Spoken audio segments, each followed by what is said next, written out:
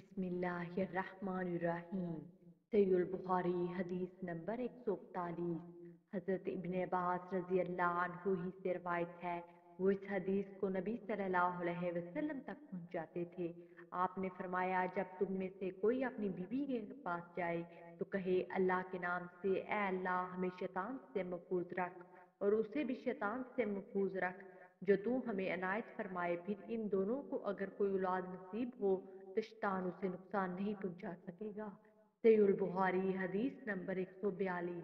हज़रत अनस रज़ी अल्लाह अन्हु ही से रवायत है, उन्होंने फरमाया, नबी सल्लल्लाहु अलैहि वसल्लम जब बैतुल हला जाते तो फरमाते, ऐ अल्लाह मैं नापाक चीज़ों और नापाकियों से तेरी पनाह चाहता हूँ।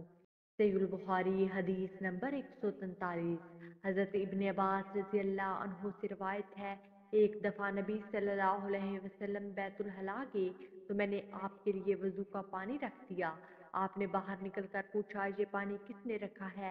आपको बताया गया तो आपने फरमाया, ए अल्लाह उसे दीन की समझ अता फरमा।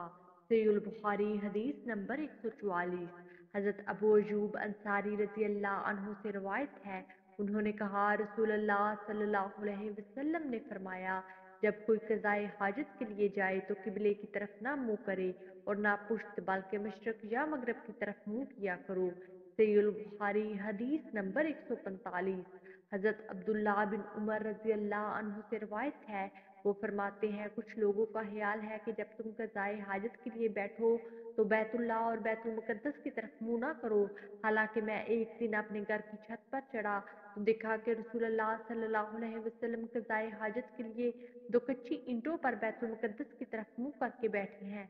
हज़रत इब्न अब्बास रज़ी अल्लाह अन्हु ने वासे बिन हबान से कहा, शायद तुम इन लोगों में से हो जो अपनी सरीनों पर नमाज पढ़ते हैं, यानी जमीन से चमट कर।